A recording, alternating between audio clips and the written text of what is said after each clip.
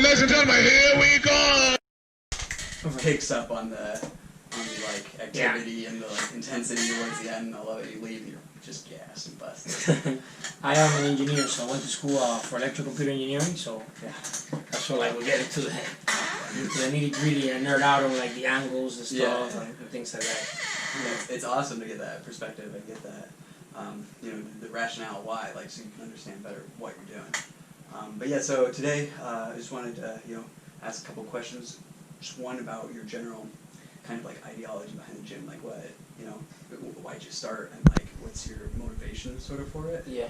And then later kind of get into how you're dealing with the change with the corona. Okay, so yeah, when I started the gym, it was like I always wanted to be a professional athlete, and I my first sport, I'm Cuban, so my first sport was baseball, right? So when I went to high school to play baseball, I started running. Okay. And to go to the tryouts, and my heart rate went up. And when my heart rate goes up, I go to the trials, and the guy tells me like, oh, you didn't pass the physical, and then I couldn't play baseball. So I started playing water polo, and then I got pretty good at water polo. But water polo is a sport for tall people. And then I went to Cornell University not to play water polo on just academics. Okay. And I started playing water polo, but like I thought like at that point, my professional athlete career was over. Like I was not going to be able to be a professional athlete. Like I said, water polo people are 6 feet tall. They have to be in Europe or California to play, and there's not money in water polo in the United States. And being Cuban and being a political refugee, like it just came with the concept of mom. I have to think I gotta get a career or something to pay the fees, to pay the bills and get my mom out of things. So, but then when I was at Cornell, I met at the Cornell Jiu-Jitsu Brazilian Jiu-Jitsu Club, and there I met Trevor Rivers and Julius Park, and we started. They guided me and started training, teaching me philosophy. It was we were just trying to piece things together. But what I discovered in Brazilian Jiu-Jitsu is the beauty of Brazilian Jiu-Jitsu is the fact that you don't need a team like of 11 people to work. You just need a gi, maybe even a dummy, some rubber bands, some things, and if you're creative enough, you can start getting better. And I fell in love with it because the story was I was training judo for the PE class course at Cornell University. Not this thing where you have to take a PE class like a stupid thing. So I started training judo, and the judo was not really good, and I was a white belt, and I was strong, and the black belts couldn't take me down except this one big black belt. So I didn't think much of judo. Mm-hmm. And in the corner there was a couple of jiu-jitsu people training, and the guy said, "Oh, you want to learn groundwork? You need to learn from those white belts over there." And I was like, "Learn jiu-jitsu from those white belts? You're a black belt." I said, "No, try it out." I was like, my ego's like, "Nah, whatever." I went over there. This little skinny kid. Eventually we became really good friends. Keva. And he armbarred me like 3 times, and then he went out to smoke a cigarette. I was like, what is this? And that day I fell in love. I started training like all out, everything I could, everything I consumed. The wrong way. The reason I think I'm a good teacher is because I did it the wrong way.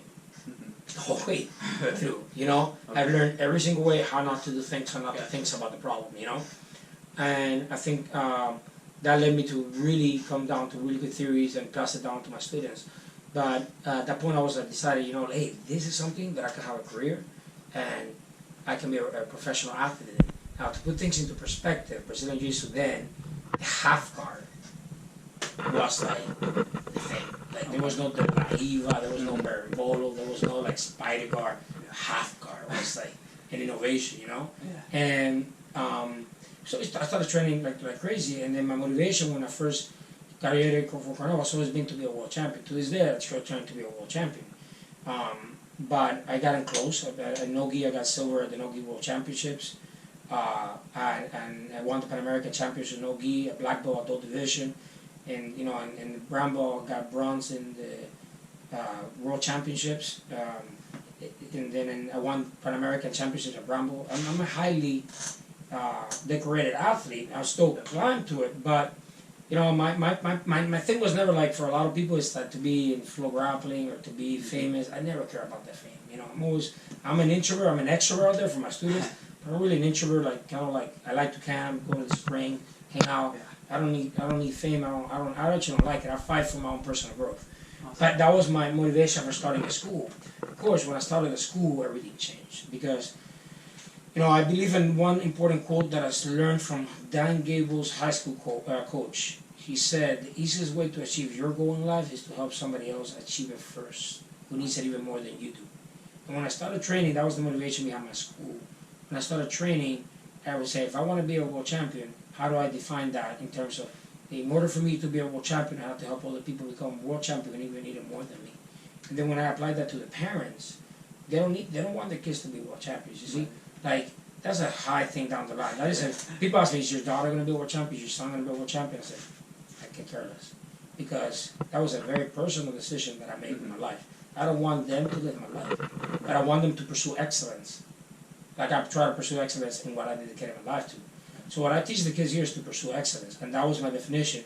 I want to teach the kids to pursue excellence. And that means starting with the push-ups and later on getting to the level. Those kids that you train with, that kid, the skinny one, has been with me since he's 4 years old. He's 16, he's been with me for 4 years old. So when I have a kid that's been from 4 all the way to 60, it shows to me that we're doing something right. We're a family, you know. So because the myth, and he's a Pan American champ, silver medalist at the yellow belt division. You know, they're both doing well in states and all in the wrestling because of the girls and stuff. But like, you know. Yeah, like in high school you do wrestling and all that, and you're good at it, and all that goes, oh, and then you're like a butt kicker in Brazilian Jiu-Jitsu. It's like, oh, you do karate, so you know what I'm saying? Like I don't blame them, you know. I was a high school person too, but what ends up happening is, I taught them to, you know, I try to teach them to pursue excellence, and that means for like from in school, from academics to the way they handle their lives, to build characters, you know. I don't think they get to have the youth that I had. I think there's a lot of things going on that is affecting our youth, and I think that was one of the main things that eventually the school turned out to be. Then I met my wife at Cornell. We came together. That's the reason I came to Naples. Then now we have kids. You know, my Coach Joe, who I grew up with, he's been with me for, you know, he has a beautiful daughter. He's been with me for over a decade. His family. So now it's completely different. I'm still training to be a world champion, but you know, it's like I'll finish with this statement, right? So like you set out to reach a high goal. And the Michelangelo quote says that the biggest fear is not that we achieve our goals, but that we set them too low, then we actually achieve them. Something along those lines. I like to set goals really high, even if I don't achieve them. I think we're going to die wishing. I think we're going to die thinking like we didn't achieve some goal, because you always set up a new one after you accomplish another. But the point is not to lose point or track or perspective to know. Like in the search of being a world champion, look at all the things that you were blessed with along the way. And I pursued being a world champion like everything, but I'd be a fool to say that I wouldn't change anything that I've achieved along the way for one single gold medal in exchange. So it's like a paradox, right? I went looking for this, and I got something much bigger. That if maybe so, you know, that's kind of like where the school was, and I guess the next question was the coronavirus. Yeah, just a quick little like what you're thinking about it, because I've been following you on Instagram, of course, seeing all the posts, how things are changing, and what you're doing, you know, the new waivers. I thought it was great. So it's June 11th. We closed a month ago. Yeah. No, I think we closed like 2 months. 2 months. Yeah, you doing? It was May 16. No, March 16. Almost 3 months we was closed. And we did. And you were doing Zoom classes for a while, and then you opened how long ago? A couple weeks. So I opened it as soon as the governor told me that I could open. I opened. You know, like this is the only time that I've been closed ever. I mean, this is the only time that I really. When I went on my honeymoon with my wife, I trained jiu-jitsu my honeymoon in Costa Rica. Like this is my thing, you know. And it was hard because, you know, I am very sure of what jiu-jitsu is and what martial arts is. For me, it's more than jiu-jitsu at this point. It's judo, wrestling, martial arts, kickboxing, boxing. I'm a student of that game, but I'm very sure of what it is. Like you see, the white belts and the blue belts and the people in daily life, you know, like they're not necessarily sure what this is.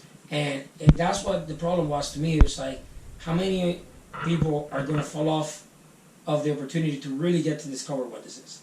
So, I have a daughter. My daughter's 5 years old, and I love jiu-jitsu and I love martial arts because of everything that it provides for her. And one of the things that I feel guilty about is when I tried to provide to every single one of my students the same opportunities that I provide for my daughter, right? if this whole place closed down, per se, my daughter was going to be training jiu-jitsu in the park, on the road. You know, I told them, hey, you don't have to worry whether we're going to train in jiu-jitsu or not. Yeah. We'll train on the street. I can never guarantee the same condition. It's a beautiful school. It's huge, 11,000 square feet. Excellent. You know so much space. So, but I don't care about any of that stuff. I built this for the community. This is not, from my perspective, this is not my school. My perspective, I built this for the community, me trying to do the same. If the community doesn't appreciate it, even if it's very valuable, then it's capitalism. People vote. Everybody has $1. And with that dollar, everybody has a vote. And people vote every single day, like a vote, I need to enunciate, you know, for a car. Everybody buys a house or a car or clothes. This is what you're prioritizing with, you know? Yeah. And everybody's free to prioritize whatever. I prioritize books, I don't prioritize certain things, but that's my life. So, it's really, I never saw it like it was in my hands. You know, like I did everything that I could do. I did the Zoom classes for free. You know, like I did everything for everybody, you know? Because I didn't, and jiu-jitsu is not going to become not available to you because of me. Right. It's going to be I make sure that it's your decision that you are you're turning your back on jiu-jitsu. One of my instructors back in the day, Danny Ives, he said to me one thing, he never forgot it. He said, jiu-jitsu is a very loyal girlfriend. It only leaves you if you live it. You know, and, you know, like if people leave jiu-jitsu, then it may take them a while to realize the pros and the cons, right? But, you know, it's not something I slept very well during the coronavirus. You know what I'm saying? I didn't lose a single day of sleep.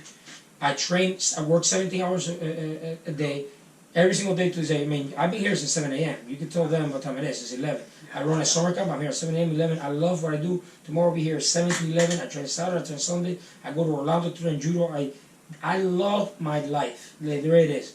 And it's not about money. It's not about anything. It's about the pursuit of excellence. And I just want to have that available for everybody. If I want people that if they come to my school, whether it's in a small garage or whether it's in an 11,000 square foot facility, to say, that dude is crazy, that dude is about pursuing excellence. If you're around me, the only way we're going to get along is that you are about pursuing excellence and you want your kid to pursue excellence.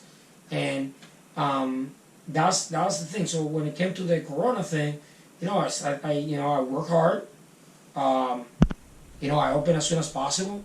I let people know that hey, this is open, that this is an opportunity. But I didn't, you know, I never said to anybody like, hey, you know, jiu-jitsu needs your support. You understand? Because a lot of people went on the internet and saying, please support your jiu-jitsu. Right, yeah. And I understand the position. It's very sad to say jiu-jitsu school closed. But I'm a very proud individual. Like, I need jiu-jitsu. Jiu-jitsu doesn't need me. It's my position. Yeah. If I stop training jiu-jitsu today, you see the gray hairs? You know what happens to my whole body? You know what happens to my whole everything? It's like everything in life is a bank account. Some bank accounts are money, some bank accounts are calories, some accounts of fitness. Jiu-jitsu is the flexibility, strength solution, all in one, right? And the same thing you can say about kickboxing, martial arts. I started with jiu-jitsu, I say jiu-jitsu a lot of times. I refer to martial arts. But a lot of people are not aware of the decaying process that happens because they don't have to go compete. They don't have to grapple that kid. So like they just sit in the car and they don't realize the glutes are not working. And I was like, you know, I want people to come to that realization. You know, it's like the story in the Bible, kind of like the prodigal son, you know. You cannot force certain realizations upon people. People need to realize what jiu-jitsu did for you, and then when they realize that, they'll come back. You know, whenever they're ready, whether it's phase 2, phase 3, or phase 1,000. And, you know, that's different for everybody. So, you know, like I said, I you know, have a lot of faith in God, and it wasn't worried. That's awesome. I want to thank you so much for having us here today. This is Master Roberto, yeah. Roberto Torralbas. The kids call me Master Roberto, so like everybody knows Master Roberto. You know, it's like back in the day. So, thanks so much for having me. Here with Coach Roberto at Team Third Law Academy. Thank you so much. Pleasure, guys. Enjoy your thing.